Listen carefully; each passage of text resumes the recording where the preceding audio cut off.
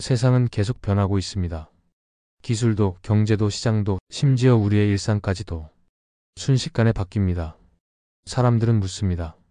앞으로 어떻게 될까? 다음 위기는 언제 올까? 무엇을 준비해야 하지? 하지만 모건 하우절은 이 질문에 이렇게 답합니다. 우리는 미래를 예측할 수 없습니다. 하지만 항상 반복되는 것은 분명히 존재합니다. 그가 말하는 불변의 법칙은 미래를 맞추는 기술이 아닙니다. 그보다는 사람들이 언제나 보여주는 반복적인 심리와 행동을 이해하는 것입니다. 그는 말합니다. 경제는 예측할 수 없습니다. 하지만 인간은 예측할 수 있습니다. 왜냐하면 인간은 수천 년 전부터 거의 비슷한 방식으로 반응해왔기 때문입니다. 시장에 위기가 오면 사람들은 공포에 휩싸입니다. 반등이 오면 탐욕이 고개를 듭니다. 그리고 시간이 지나면 우리는 또다시 같은 실수를 반복합니다. 이번엔 다르다. 이건 새로운 시대다. 과거는 더 이상 적용되지 않아. 하지만 결국엔 항상 같았습니다. 탐욕과 공포, 희망과 후회, 지나친 확신과 뒤늦은 깨달음. 그 모든 것은 언제나 그래왔듯이 반복되고 있습니다. 하우절은 말합니다. 우리가 예측하려 할수록 삶은 오히려 더 불확실해진다. 그래서 그는 예측의 기술보다 반복되는 본성을 읽는 것이 더 중요하다고 말합니다. 미래를 맞추려 하기보다 사람들이 언제나 어떻게 반응해왔는지를 이해하라. 그것이 우리가 불확실한 세상 속에서도 현명하게 행동할 수 있는 유일한 길입니다. 이 책은 말합니다. 현명함은 미래를 맞추는 데 있지 않다. 지속적으로 실수하지 않는 데 있다. 많은 사람들은 한 번의 대박을 원합니다. 정확한 예측을 꿈꾸고 타이밍을 노립니다. 하지만 정말 부자가 되는 사람은 평균 이상의 수익률이 아니라 평균적인 실수를 덜 하는 사람입니다. 하우절은 이런 비유를 합니다. 마치 골프와 같습니다. 가끔 굉장한 샷을 날리는 사람보다 항상 해저드에 빠지지 않는 사람이 결국 스코어가 좋습니다. 경제도 마찬가지입니다. 특출나게 똑똑한 사람보다 감정을 잘 다스리고 반복적인 실수를 피하는 사람이 더 오래 살아남습니다. 그렇다면 우리는 무엇에 집중해야 할까요? 하우절은 이렇게 조언합니다. 무엇이 변할지를 묻지 말고 무엇이 변하지 않을지를 물어라. 변하지 않는 것은 우리의 감정, 우리의 본성, 우리의 판단 오류입니다. 이것들을 이해할 때 우리는 비로소 혼란 속에서도 일관되게 행동할 수 있습니다. 그는 예를 듭니다. 사람들은 경제 위기 때마다 항상 이번에는 다르다고 말합니다. 하지만 불황 뒤엔 언제나 회복이 왔고 탐욕은 결국 다시 붕괴를 불렀습니다. 역사는 반복되고 심리는 변하지 않으며 그 안에서 기회는 늘 존재합니다. 그래서 불변의 법칙은 이렇게 시작됩니다. 예측하지 말고 반복되는 인간 본성을 읽어라. 그 본성은 늘 같고 늘 인간적이며 그리고 늘 우리를 시험합니다. 지금도 당신의 투자, 소비, 판단이 그 본성의 일부일 수 있습니다. 당신은 어떤 선택을 하고 계신가요? 지식이 부족해서 실패하는 사람은 드뭅니다.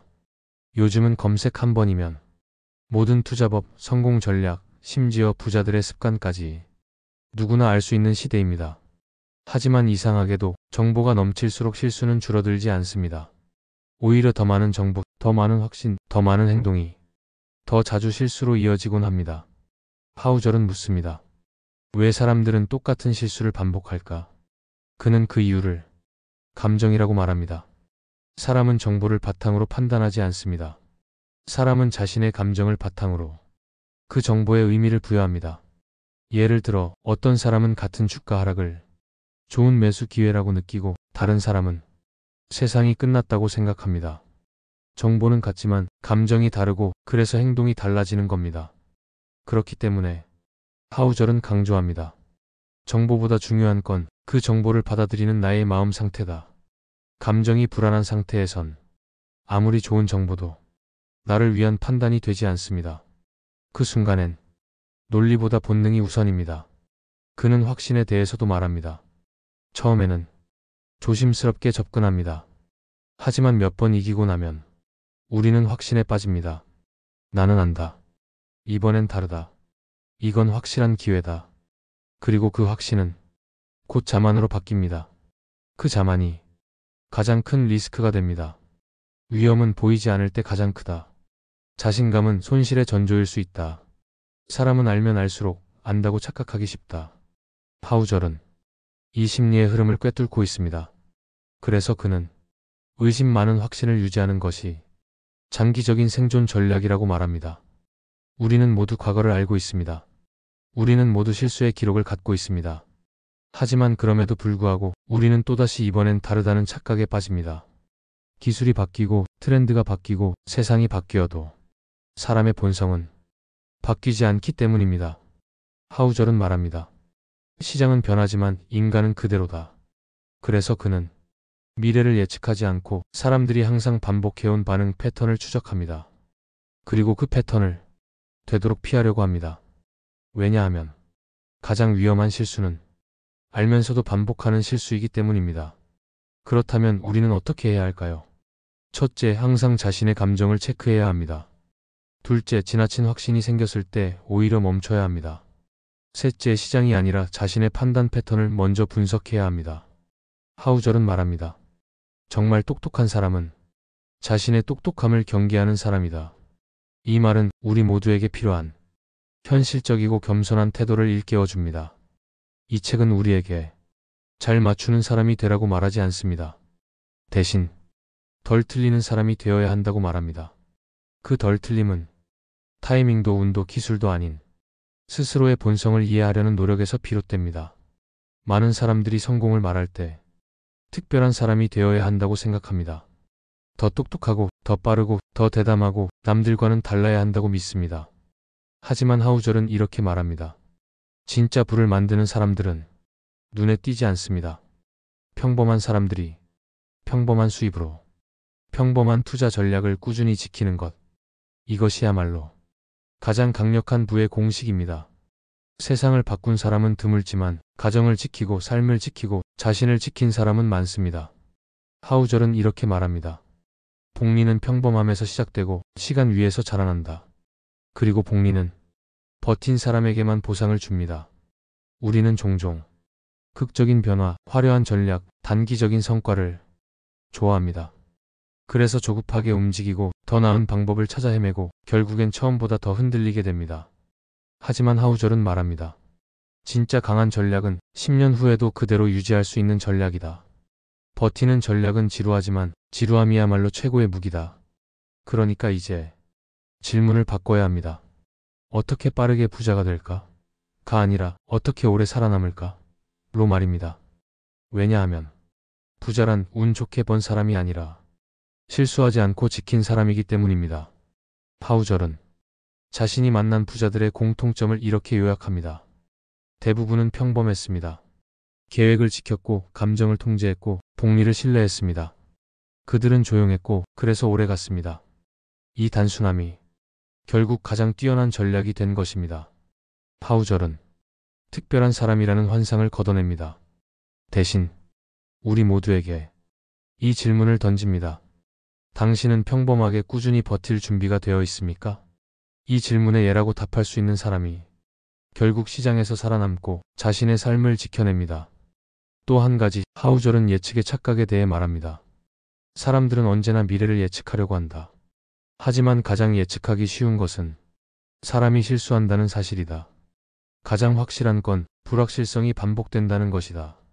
예측을 멈추고 본질을 마주해야 합니다.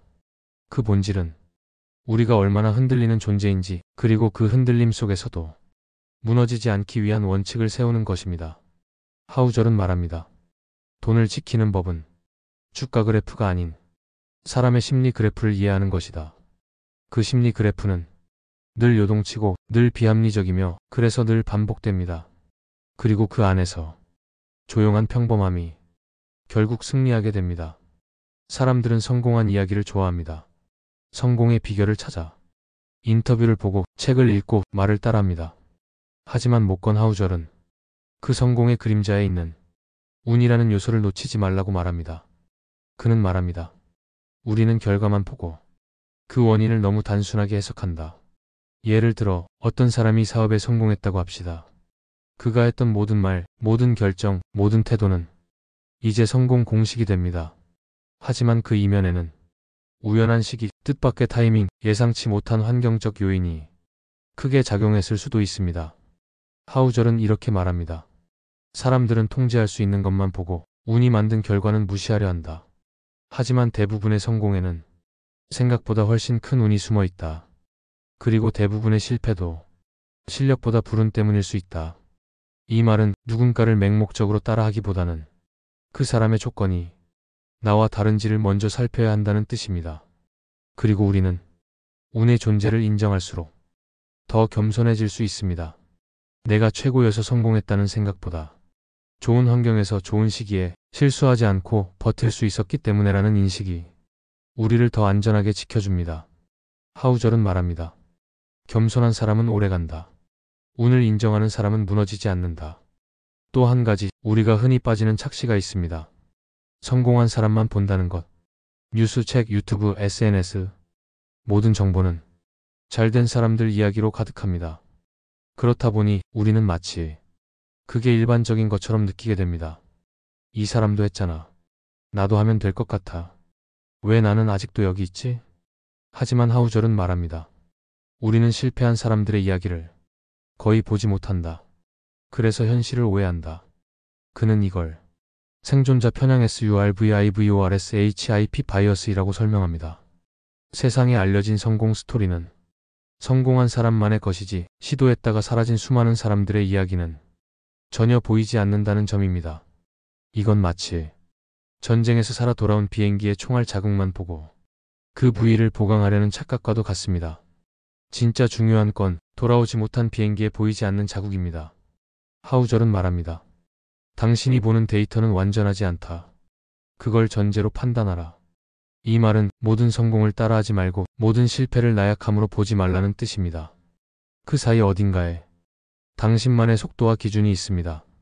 또 하나, 우리는 왜 역사를 알면서도 같은 실수를 반복할까요? 하우절은 이렇게 말합니다.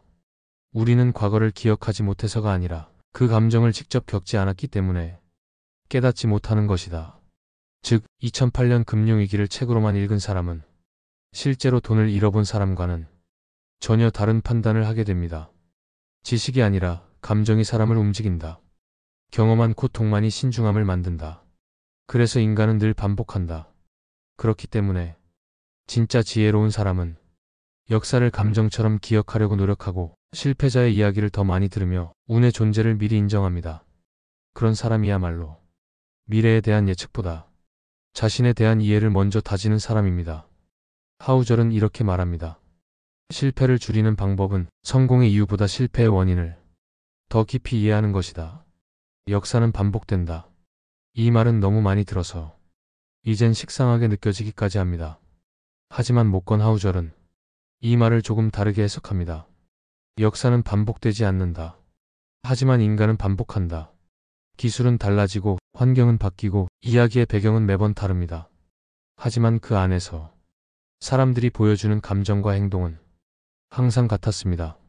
시장이 오르면 욕심을 내고 시장이 떨어지면 두려움에 빠지고 어느 정도 회복되면 또다시 낙관하며 반복합니다. 하우절은 말합니다.